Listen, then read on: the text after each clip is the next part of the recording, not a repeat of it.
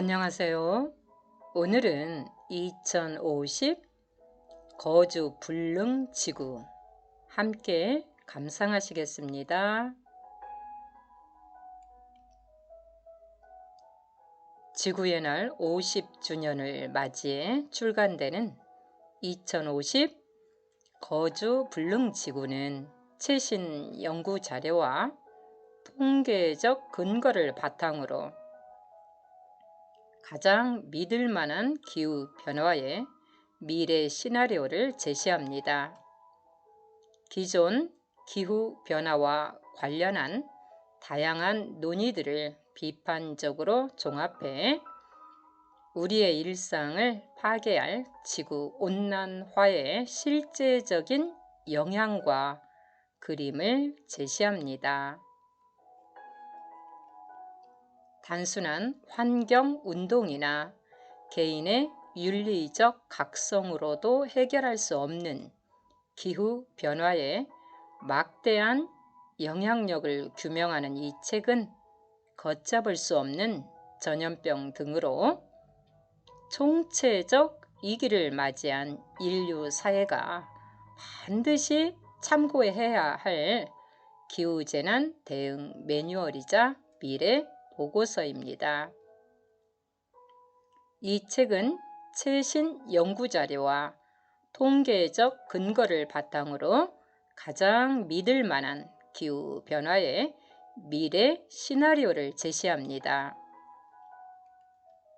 기존 기후변화와 관련한 다양한 논의들을 비판적으로 종합해 우리의 일상을 파괴할 지구온난화의 실제적인 영향과 그림을 제시합니다. 많은 사람들은 지구온난화가 오래전 산업혁명에 따른 결과라고 생각하지만 지금 대기 중에 떠도는 탄소 중 절반 이상은 불과 지난 30년 사이에 배출된 것입니다.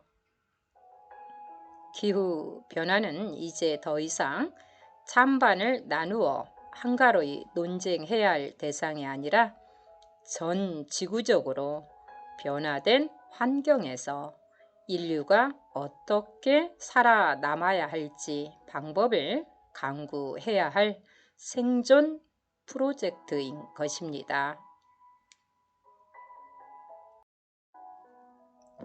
저자 데이비드 월러스 웰즈는 뉴욕 매거진의 부편집장이자 칼럼니스트, 미국 싱크탱크 기관인 뉴 아메리카의 연구원입니다. 2017년 7월 9일 지구 온난화가 가까운 미래에 일으킬 수 있는 재난 시나리오를 밝혀낸 리포트 거주불능 지구를 뉴욕 매거진에 기고함으로써 세계적인 반향을 불러일으켰습니다. 뉴욕 매거진 역사상 가장 많이 읽힌 이 리포트는 더욱 상세하게 풀어쓰여 2050 거주불능 지구로 출간되었고 출간 즉시 아마존 종합 베스트셀러가 되었습니다. 현재 저자는 테드 강연을 비롯한 여러 활동을 통해 지구온난화 시대에 우리가 취할 수 있는 적극적인 행동과 생활 방식 등을 활발히 전하고 있습니다. 역자는 김재경 님입니다. 목차입니다. 1부. 이것은 자연재해가 아니다. 이미 이산화탄소 한계치를 넘어선 지구. 자연재해가 아닌 대량 학살의 위기. 소용없는 협약, 공허한 말잔치, 감춰진 미래. 인간보다 한참을 앞서 나가는 기후변화의 실체. 붙잡지 않으면 멈추지 않을 전쟁 기계. 거대하고 압도적이면서 어디에나 있는 이협, 북극곰 우아마저 판타지로 만들 실질적 재난, 미래를 낙관할 만한 이유가 있는가? 대가는 동물이 아니라 인간이 치를 것이다. 2부 12가지 기후 재난의 실제와 미래. 1장 살인적인 폭염. 너무 빨리 더워지니 예측 따위가 소용없다. 가장 고통스러운 열사병의 유행. 2장 빈곤과 굶주림. 지구의 미래를 착취하며 복지에 투자해온 결과. 굶주림이라는 제국의 지배. 3장 집어삼키는 바다.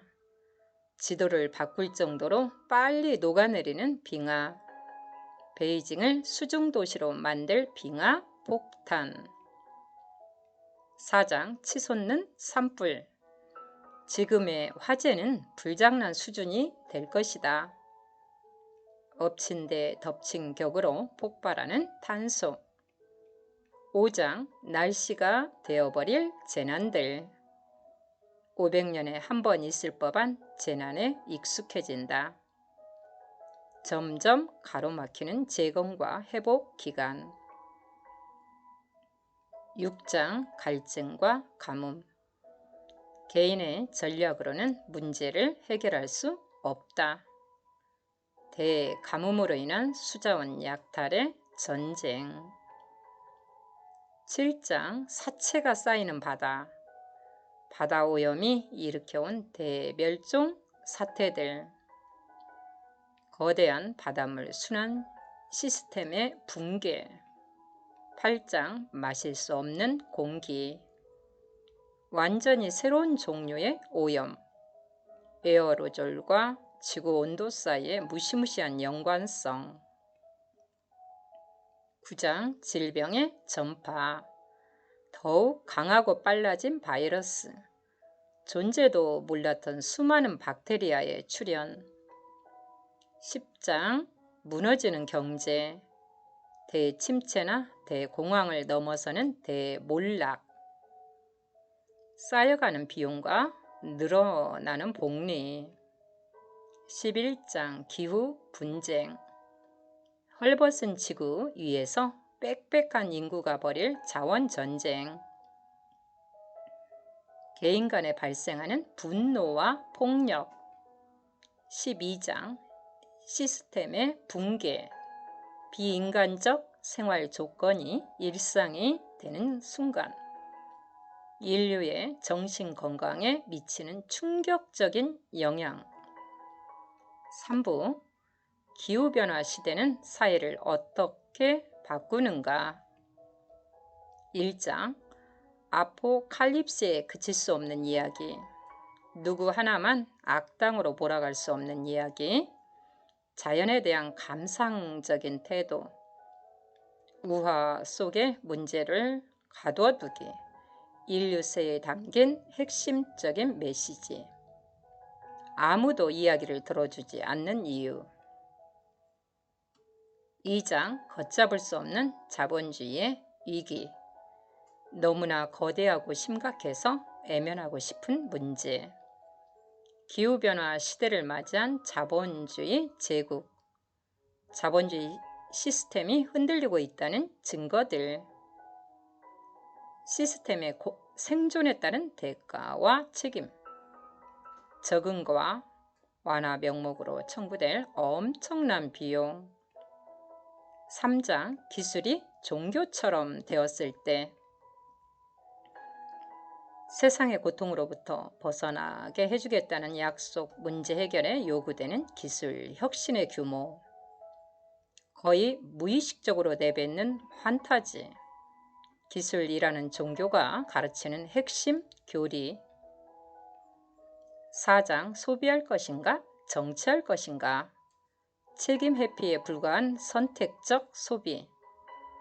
신자유주의 생존 전략의 한계. 지구온난화의 충격 속에서 나타날 정치, 권력. 5장 역사가 진보한다는 믿음의 붕괴.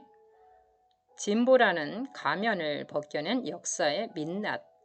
더 이상 과거의 책임을 물을 수 없는 이유. 6장 절망 끝에 허무지. 문명의 기반을 갉아먹는 종말론. 세속적인 위안을 찾는 회피와 금욕주의. 새로운 용어를 만들기 위한 암울한 경쟁. 차라리 체념하는 방향으로 나아갈 가능성. 4부 인류 원리. 한 사람처럼 생각하기. 우리가 알고 있는 딱 하나의 문명. 우리는 행성을 선택할 수 없다. 감사의 말 주석. 기후 변화를 읽는 암호들.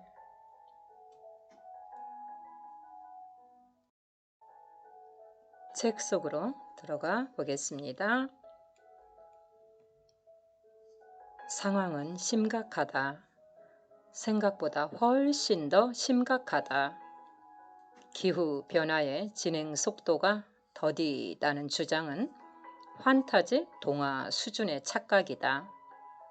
어쩌면 기후 변화가 아예 일어나지 않고 있다는 주장만큼이나 위험한 착각이다. 게다가 이런 주장에는 여러 거짓 이안이 함께 딸려 나온다. 지구온난화가 저기 외딴 북극에서나 펼쳐지는 이야기라느니 엄밀히는 해수면이나 해안선과 관련된 문제일 뿐 지구 모든 생물에 영향을 미치는 광범위한 문제는 아니라느니 자연 세계가 직면한 위기일 뿐 인류의 위기는 아니라느니 오늘날 인간은 자연과 분리되어 있으며 자연에 둘러싸이거나 압도당하면서 살아가는 게 아니라 어떤 식으로든 자연 너머에 살고 있거나 적어도 자연의 영향력을 차단하며 살아가고 있다느니 경제적 풍요가 지구온난화의 공격을 막아주리라느니 지속적인 경제성장을 위해서는 화석연료를 사용할 수밖에 없다느니 경제가 성장하고 그로 인해 기술이 발전하면 환경 재난을 피할 길을 무조건 찾으리라느니 인류 역사를 통틀어 비슷한 규모의 위기는 얼마든지 존재했으므로 이번 역시 자신감을 가지고 지켜봐도 괜찮다느니 이 가운데 어떤 주장도 진실이 아니다. 우선 기후변화의 속도부터 생각해보자. 오늘날 우리가 겪고 있는 위기를 제외하면 여태까지 지구는 총 5차례 대멸종 사태를 겪었다. 매번 화석 기록을 싹 쓸어버릴 만큼 철저하게 이루어졌다는 점에서 진화적으로는 리셋 버튼 역할을 했다고 할 수 있다. 지구의 개통수는 마치 허파에 혈액이 들어왔다 나갔다 하듯이 일정한 간격으로 확장과 붕괴를 반복해왔다. 4억 5천만 년 전에는 86%의 종이 소멸했다. 그로부터 7천만 년 뒤에 75%가 소멸했다. 1억 2,500만 년 뒤에는 96%가 소멸했다. 5천만 년 뒤에는 80%가 소멸했다. 마지막으로 1억 3,500만 년 뒤에는 다시 75%가 소멸했다. 현재 10대를 지난 독자라면 고등학교 시절 교과서에서 이런 멸종이 소행성 충돌 때문에 발생했다고 배웠을 것이다. 하지만 공룡이 멸종한 경우를 제외하면 사실 대멸종은 모두 온실가스에 의한 기후변화와 관련돼 있었다. 가장 악명 높은 케이스는 2억 5천만 년 전에 발생한 대멸종이었다. 이는 이산화탄소가 지구의 온도를 5도 증가시키면서 시작됐고, 그로 인해 또 다른 온실가스인 메탄이 방출되면서 가속화됐으며, 결국 일부 종을 제외한 모든 생명체가 죽음에 이르고 나서야 종결됐다. 그런데 오늘날 인류는 그때보다도 훨씬 빠른 속도로 대기 중에 이산화탄소를 배출하고 있다. 전문가 대부분이 적어도 10배는 빠른 속도라고 추정하고 있다. 산업화가 시작되기 전에 인류 역사랑 비교하자면 최소한 100배는 더 빨라졌다. 또 대기 중 탄소량은 지난 80만 년 가운데 어느 때와 비교하더라도 좋게 3분의 1 이상 늘어났다. 어쩌면 1500만 년 전까지 비교하더라도 똑같은 결과가 나올 것이다. 그때는 인류가 존재하지도 않았던 해수면이 지금보다 30m 이상 높았던 시절인데도 말이다. 많은 사람들은 지구온난화가 산업혁명 이후 여러 세기에 걸쳐 쌓였다가 이제야 갚을 때가 된 도덕적, 경제적 부채와 같다고 생각한다. 하지만 대기 중에 배출된 탄소 중 절반 이상은 불과 지난 30년 사이에 배출됐다. 다시 말해 우리가 지구의 운명에 그리고 인류의 삶과 문명을 지탱하는 지구의 능력에 얼마나 큰 피해를 줬는지 계산해보면 엘 고어가 기후 문제를 다루는 책을 처음 출간한 이후의 피해가 지난 수천 년 동안의 피해만큼이나 막대하다는 뜻이다. 이미 1992년 유엔에서는 기후변화 협약을 체결함으로써 기후 문제에 대한 과학적 합의를 세계적으로 공표한 바 있다. 결국 우리는 기후변화 문제를 인지하고 나서도 문제를 몰랐을 때만큼이나 지구를 파괴해 온 것이다. 물론 구약성경의 원죄가 후손의 후손까지 대물림 되듯이 지구온난화 문제 역시 여러 세기에 걸쳐 펼쳐지는 장대한 도덕적 서사, 이에 방영된 미국의 인기 시트콤 첫 방송 이후에 사용됐다. 2차 세계대전이 끝난 시점 이후로 계산하면 수치는 약 85%까지 올라간다.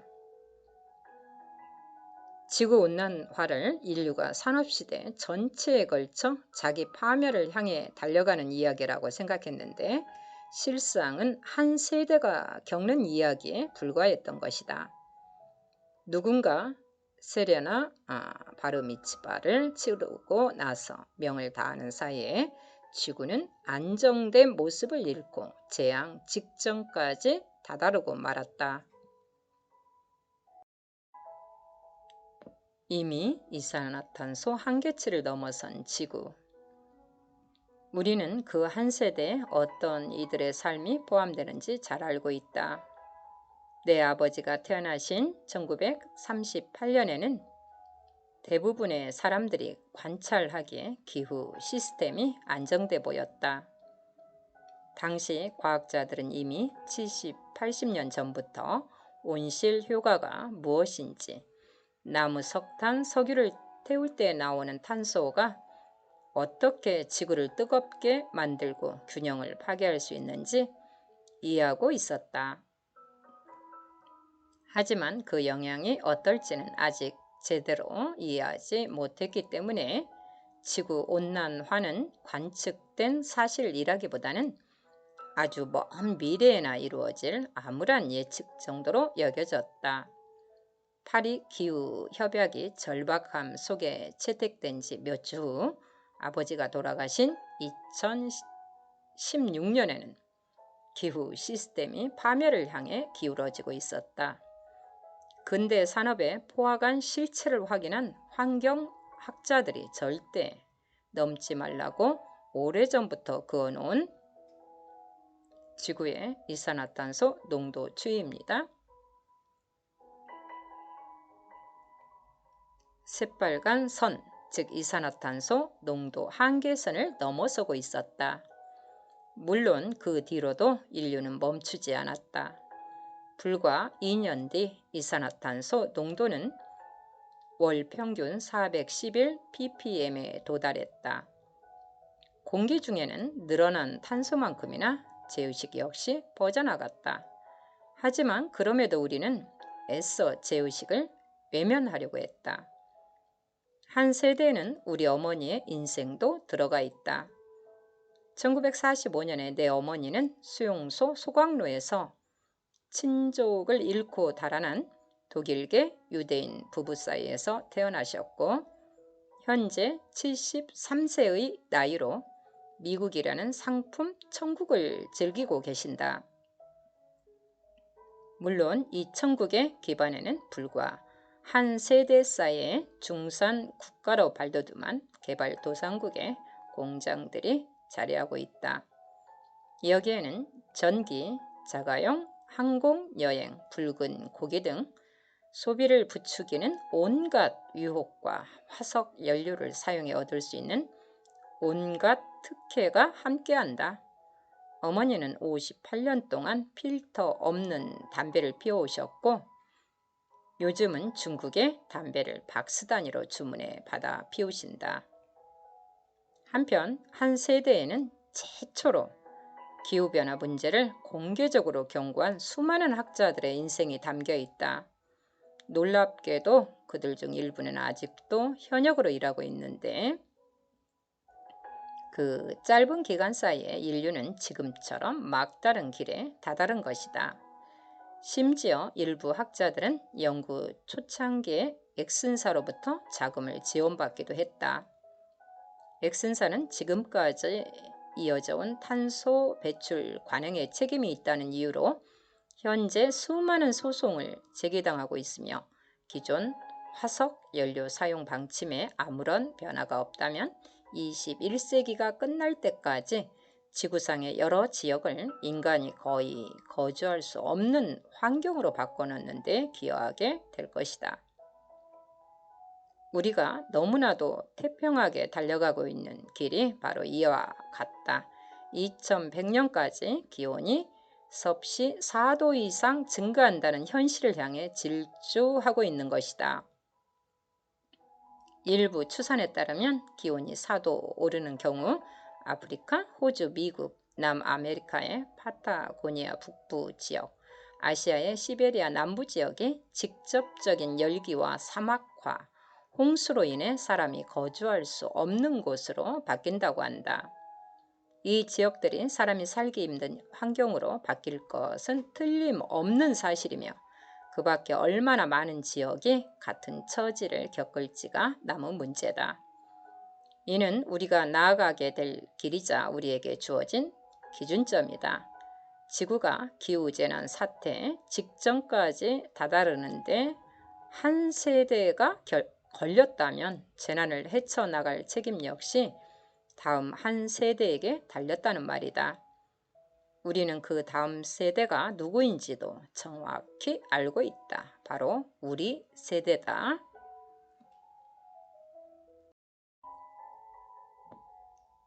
자연재해가 아닌 대량 학살의 위기.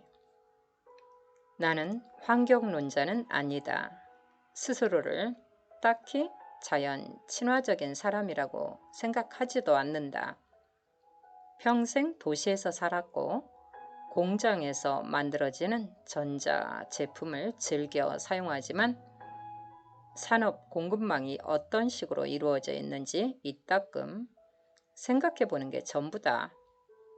캠핑은 적어도 자유로는 가본 적이 없으며 물과 공기를 맑고 깨끗하게 유지하는 게 좋은 태도라고는 생각했으나 경제가 성장하려면 자연의 대가가 따를 수밖에 없다는 전제 역시 받아들이고 있었다. 게다가 생각해보면 많은 경우 성장 쪽에 손을 들어주고는 했다. 직접 소를 잡아다가 햄버거를 만들어 먹을 생각은 없지만 그렇다고 채식주의자로 살 생각도 없다. 인간을 다른 동물로부터 윤리적으로 구별하는 게 전혀 복잡한 문제가 아니라고 생각하기 때문에 먹이사슬 꼭대기에 위치한 우리가 스스로의 지위를 마음껏 과시하지 못할 이유도 없다고 생각한다. 오히려 여성이나 유색인종 입장에서 보면 백인 남성들이 법적 인격을 독점하던 행태를 깨부순 지 불과 한두 세대밖에 지나지 않은 시점에 침팬지나 문어한테까지 인권 비슷한 법적 권리를 보장하자는 논의가 나오고 있다는 사실이 불쾌하게 느껴진다. 이런 측면에서 나는 끔찍한 결과를 앞두고도 안일하게 기후변화를 외면해온 여느 미국인과 다르지 않다. 인류 역사상 최대의 이업일 뿐만 아니라 종류나 규모 면에서도 완전히 차원이 다른 이업인데도 말이다. 기후변화는 인류 전체를 아우르는 위기가 될 것이다. 몇 년 전부터 나는 기후변화와 관련된 이야기를 수집하기 시작했다. 가장 사소한 이야기조차 꾸며낸 것처럼 느껴질 만큼 무시무시하고 기괴하면서도 눈을 뗄 수 없는 것들이 많았다. 예컨대 북극에서 얼음이 녹아내려 영구 기지를 고립시키는 바람에 북극곰들과 함께 섬에 갇힌 과학자들 이야기도 있었고, 오랜 세월 영구 동토층에 묻혀있던 술록 사체가 녹아내린 얼음 밖에 노출되면서 사체에 접촉한 어느 러시아 소년이 탄저균에 감염됐다는 이야기도 있었다. 처음에는 뉴스 매체에서 새로운 종류의 우화라도 지어내고 있는 줄 알았다. 하지만 물론 기후변화는 우화가 아니다. 2011년 이후로 약 100만 명에 이르는 시리아 난민이 기후변화와 가뭄으로 촉발된 내전을 피해 유럽 곳곳으로 퍼졌다. 그리고 사실상 이런 난민 쇼크가 불러일으킨 공황 상태 때문에 오늘날 서구권 전체가 포퓰리즘 시대를 맞이하게 됐다고 해도 과언이 아니다. 방글라데시의 침수 가능성이 실현되고 나면 지금보다 10배 혹은 그 이상의 난민이 발생하겠지만, 기후재난으로 한층 더 불안정한 상태에 놓여 있을 세계는 도움이 필요한 이민자를 받아들이는 면에서 훨씬 소극적으로 변해 있을 것이다. 게다가 사하라 이남, 아프리카, 라틴 아메리카, 그 밖에 남아시아 지역에서도 난민이 발생할 것이다. 세계은행에서는 그 수가 2050년에 1억 4천만 명에 이를 것으로 추산하는데, 이는 현재 유럽이 겪고 있는 시리아 난민 위기의 100배 규모에 해당하는 문제다.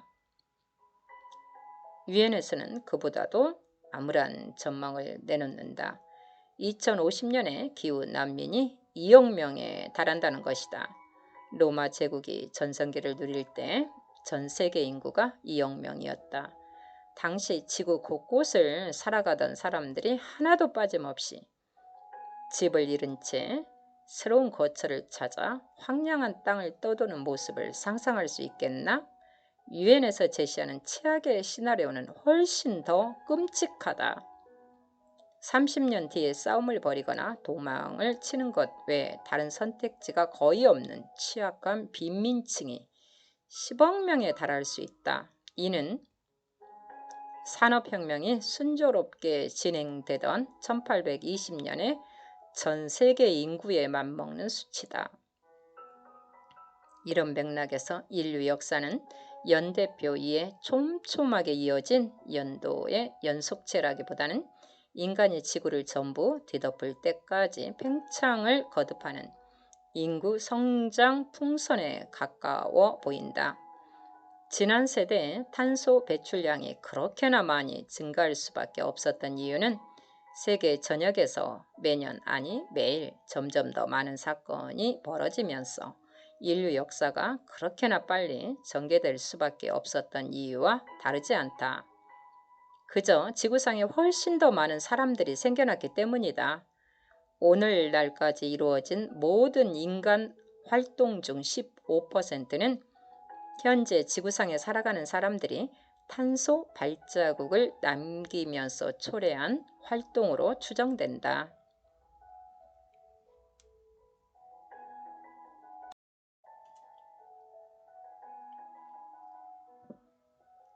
그러나 실상은 훨씬 더 무시무시하다.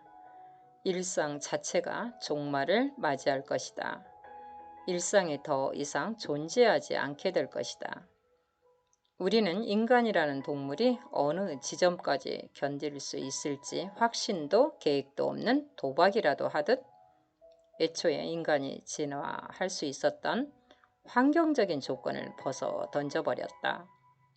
인류 자체는 물론 우리가 문화와 문명이라고 일컫는 모든 것을 자식처럼 길러낸 기후 시스템은 이제 고인이 된 부모나 마찬가지다. 따라서 우리가 지난 몇 년 동안 관찰한 대로 이 땅을 연이어 두들겨온 기후 시스템은 우리가 맞이할 암울한 미래의 예고편 같은 게 아니다. 그보다는 이미 저 뒤편 쓰레기통 속에 추억으로나 남아있는 이전 기후체계가 남긴 산물이라고 이해하는 쪽이 더 정확하다. 더 이상 자연재해 같은 것은 없겠으나 상황은 더욱 악화될 것이다. 엄밀히 말해 상황은 지금도 이미 악화돼 있다. 혹시 기적적으로 인류가 탄소 배출을 중단하더라도 지금까지 배출해온 양 때문에 추가적인 기온 상승은 따라올 수밖에 없다. 게다가 세계적으로 탄소 배출량이 여전히 증가 중임을 고려할 때 탄소 배출이 중단될 리는 없을 것이며 결과적으로 기후변화 역시 지체되지 않을 것이다. 오늘날 우리가 곳곳에서 목격하는 재난은 미래의 지구온난화가 초래할 재난에 비하면 최상의 시나리오나 다름없다. 39쪽 1장 살인적인 폭염. 현재 최상의 시나리오에서 2100년까지 기온이 2도에서 2.5도 상승하리라 예측하므로 확률 분포 곡선의 가장 두툼한 부분, 즉 가능성이 가장 높은 시나리오에서는 2100년까지 약 3도 혹은 3도를 약간 웃도는 상승이 있을 것으로 예상된다. 탄소 배출량이 지금도 계속 늘어난다는 점을 고려한다면 약 3도 상승을 목표로 삼는다 하더라도 어마어마한 수준의 마이너스 배출이 필요할 것이다. 게다가 과학적 불확실성에서 비롯되는 위험 요소도 존재한다. 우리가 자연계를 기껏해야 얕은 수준으로만 이해하다 보니 자연이 가져올 피드백의 영향 역시 과소평가했을 가능성이 있다. 혹시 자연계의 피드백 고리가 활성화된다면 설령 앞으로 수십 년 동안 탄소 배출량을 유의미하게 줄인다 하더라도 2100년까지 기온은 4도 상승할 수 있다. 교토 의정서가 채택된 이후 인류의 행보에서 드러나듯이 근시안적인 인간의 특성상 탄소 배출량이나 지구온난화에 관해 어떤 일이 일어날지 예측해봐야 생산적인 결과는 나오지 않는다. 어떤 일이 일어날 수 있는지 예측하는 편이 더 낫다. 그리고 그처럼 가능성을 예측하자면 한계는 끝이 없다. 79, 80쪽 2장 빈곤과 굶주림. 주어진 환경이 자원 남용으로 붕괴되거나 쇠퇴하기 직전까지 인구를 수용한다면 최대 얼마나 되는 인구를 지탱할 수 있을까? 하지만 특정 부지 내에서 최대 산출량이 얼마나 나오는지 계산하는 것과 그만한 산출량이 도출되는데 환경체계가 어느 정도나 통제력을 가지는지 판단하는 것은 별개의 문제다. 자연환경 체계는 블로그 같은 특급 마법사조차 제대로 이해하고 제어하기 어려울 만큼 광범위하며 변수가 산만하게 얽혀있기 때문이다. 지구온난화는 환경 수용력을 구하는 공식에 바로 집어넣을 수 있는 단일한 변수 따위가 아니라는 뜻이다. 그보다는 우리가 환경 수용력을 높이기 위해 시행하는 온갖 실험이 벌어지는 일련의 조건에 가깝다. 따라서 우리가 직면한 상황은 사회적 갈등, 전쟁, 불공정 등 수많은 역경이 지구상에 해결되지 않고 끊임없이 반복되는 와중에 기후변화라는 문제가 하나 더 얹어진 상황이 아니다. 오히려 기후변화라는 거대한 무대 위에 온갖 역경이 한데 모여있는 상황인 셈이다. 다시 말해 기후변화란 미래의 모든 문제와 해결책을 담고 있는 지구 환경 그 자체다. 88, 89쪽 3장 집어삼키는 바다. 바다가 그만큼 범람하는 경우 세상은 굳이 따지면 알아볼 수는 있겠지만 실질적으로는 알아보지 못한다 하더라도 과언이 아니다. 일단 영국 런던은 물론 캐나다 몬트리올까지 거의 통째로 물에 잠긴다. 미국도 예외는 아니다. 해수면이 50m만 높아지더라도 플로리다주는 북서부 지역의 일부 언덕만 남긴 채 97% 이상이 사라진다. 도시로 따지면 뉴욕, 필라델피아, 프로비던스, 휴스턴, 시애틀, 버지니아 비치는 물론이고 샌프란시스코와 세크라멘토까지 바다 아래에 가라앉는다. 미국 이외의 지역에서는 상황이 더욱 심각하다.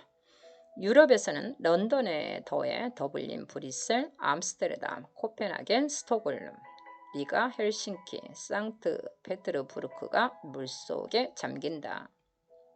아시아에서는 도하, 두바이, 카라치, 콜카타, 뭄바이 등의 연안 도시들이 기억조차 나지 않을 수 있으며 지금으로서는 사막에 가까운 바그다드에서 내륙으로 160km 들어간 곳에 위치한 베이징까지 쭉 수중 도시 유적을 발견할 수도 있다.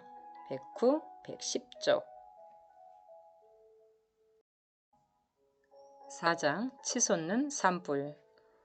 화재가 미치는 피해는 선형적으로 증가하거나 순수하게 독립적으로 더해지지 않는다. 그보다는 생태에게 새로운 피드백 시스템을 가동한다고 보는 편이 더 정확하다. 앞으로 날씨가 한층 더 건조해지면서 캘리포니아에는 메마른 덤불지대가 형성되고 그만큼 더욱 심각한 화재가 빈번해질 수밖에 없겠지만 과학자들은 그와 동시에 전례 없는 수준의 폭우가 발생할 가능성도 높아질 것이라고 경고한다. 구체적으로는 1862년 캘리포니아 대홍수 수준의 재해가 3배나 증가하리라 전망한다. 118조 5장 날씨가 되어버릴 재난들. 500년에 한 번 나타날 폭풍이라는 표현은 보건력 문제를 설명하는 데도 도움이 된다. 고난에 짓눌려 아무리 황폐해진 공동체라 할지라도 재산이 풍부하고 정치적으로 안정되어 있다면 100년에 한 번, 무리해서 50년에 한 번꼴로 재건을 해야 하는 상황이라도 오랜 회복기간을 버텨낼 수 있다. 하지만 10년, 20년에 한 번꼴로 극심한 폭풍이 닥쳐서 10년 만에 재건을 해야 한다면 미국만큼 부유한 국가나 휴스턴 도시권만큼 잘 사는 지역이라 할지라도 완전히 다른 문제가 된다. 뉴올리언스는 카트리나의 여파로 10여 년이 넘도록 비틀거리고 있으며 로어 나인스워드 같은 동네는 카트리나를 겪기 전에 비해 인구가 3분의 1도 채 안 된다.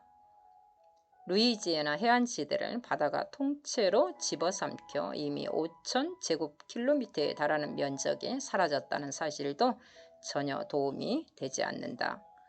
루이지애나주는 축구 경기장만한 면적을 매 시간마다 잃어버리고 있다.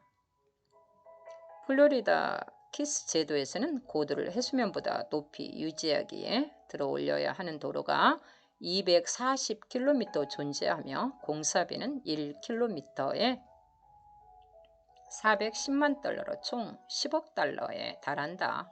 하지만 2018년도 도로 건설 예산은 2,500만 달러에 불과했다. 133쪽 6장 갈증과 가뭄. 지난 100년에 걸쳐 지구상의 거대 호수는 대부분 바닥을 드러내기 시작했다. 중앙아시아의 아랄해는 한때 세계에서 4번째로 큰 호수였지만 최근 수십 년 사이에 부피가 90% 이상 줄어들었다.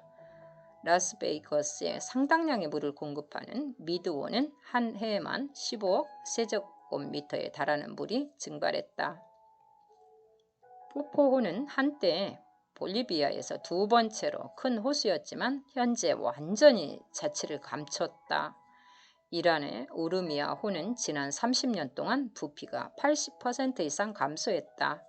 아프리카 중서부의 차도호 역시 거의 다 말라버렸다.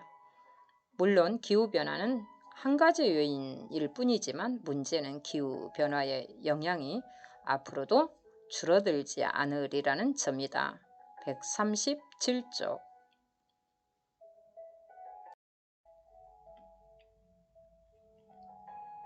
7장 사체가 쌓이는 바다.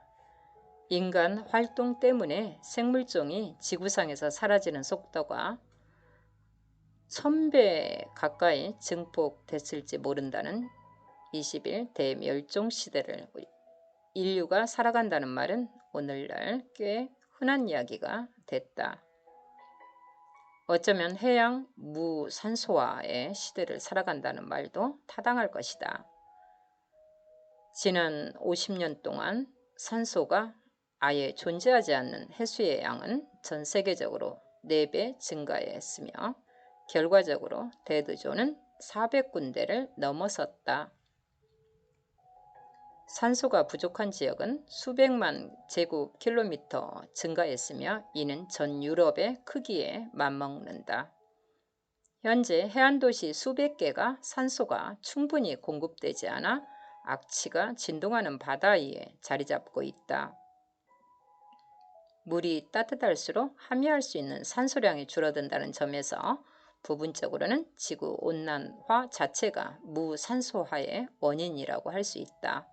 149, 150쪽 8장 마실 수 없는 공기. 하지만 기후변화가 공기에 미치는 영향 중 이산화탄소는 가장 사소한 문제에 가깝다. 앞으로 지구상의 공기는 더욱 뜨거워질 뿐만 아니라 더욱 더럽고 답답하고 건강에 나빠질 것이다. 가뭄은 공기질에 직접적인 영향을 미쳐 현재는 분진 노출이라고 불리고 미국 더스트볼 시기에는 분진 폐렴이라고 불렸던 현상을 초래한다.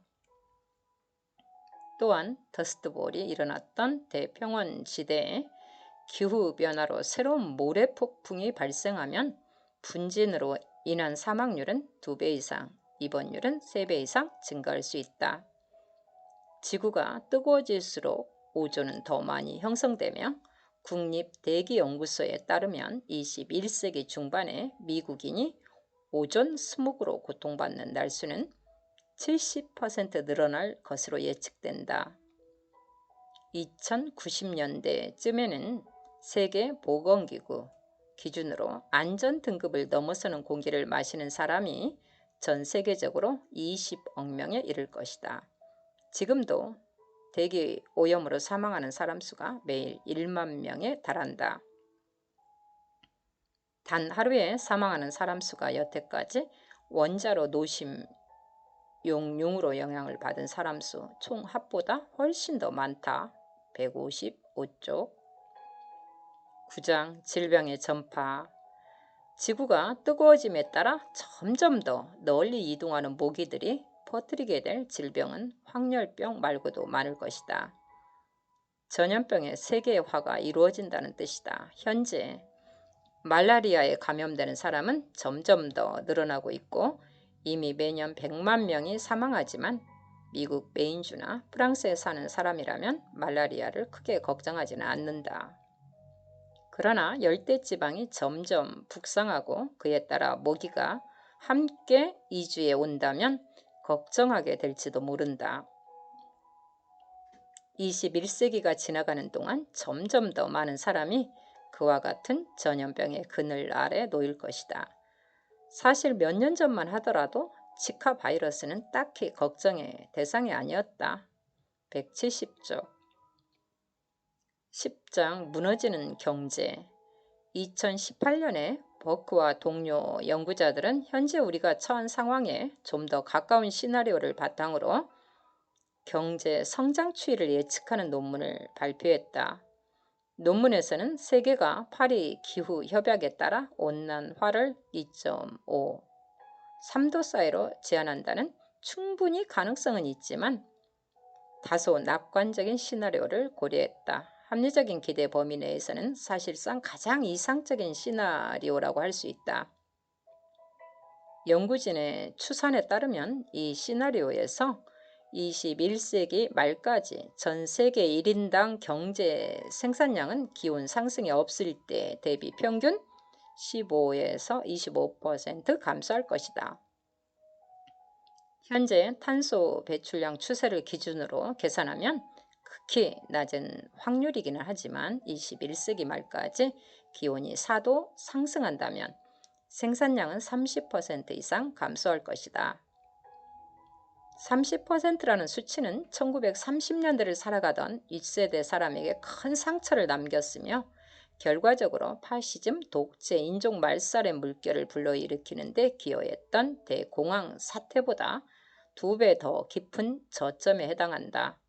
하지만 저점이라는 표현도 거기서 빠져나와 고점으로 올라간 뒤 안심하며 뒤를 돌아볼 때에나 내뱉을 수 있는 말이다. 기후변화가 초래하는 몰락은 빠져나오거나 안심할 기회조차 주지 않을 수 있다. 물론 늘 그랬듯이 경제가 몰락하는 와중에도 어떻게든 이익을 얻을 방법을 찾아내는 사람이 극소수 존재하겠지만 대다수가 경험하는 현실은 갱도 바닥에 기약 없이 파묻힌 광부의 현실과 다르지 않을 것이다. 187, 188쪽 11장 기후 분쟁. 군대 입장에서 기후변화는 재편된 지도 위에서 펼쳐지는 강대국 간의 기싸움 이상을 의미한다. 미군 세력 가운데 미국의 주도권이 영원히 지속되리라 생각하는 사람들마저 기후변화를 골칫거리로 인식한다. 범죄율이 곱절로 늘어난다면 세계의 경찰 노릇이 한층 더 어려워지기 때문이다. 게다가 시리아에서만 기후변화가 분쟁에 기여하는 것은 아니다.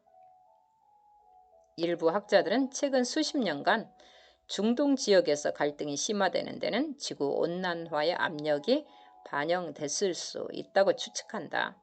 선진 공업 국가가 중동 지역의 석유를 추출해 사용하면서 온난화가 가속화되기 시작했다는 점을 고려한다면 더욱 잔혹하게 느껴지는 가설이다.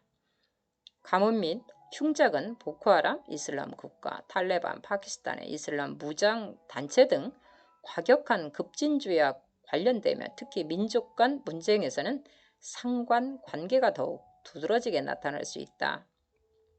예컨대 2016년에 발표된 한 연구에서는 1980년부터 2010년 사이에 민족 구성이 다양한 국가에서 벌어진 분쟁 중 23%가 기상재난이 닥친 시기에 발발했다고 보고한다. 또 다른 추산에서도 하이티, 필리핀, 인도, 캄보디아 등 농업에 상당한 비중을 둔 32개국이 앞으로 약 30년 동안 기후변화가 촉발하는 분쟁 및 소요 사태를 겪을 가능성이 극도로 높다고 지적한다. 192쪽 12장 시스템의 붕괴. 21세기 후반에 본격적으로 압박을 받기 시작할 다른 부유한 나라 입장에서 온난화로부터 가장 강렬하고도 즉각적인 포화 세례를 받는 국가 중 압도적으로 부유함을 자랑하는 호주는 풍요로운 사회가 기후변화의 압력에 어떤 식으로 억눌리고 주저앉고 재건하게 될지 미리 보여주는 선례와도 같다.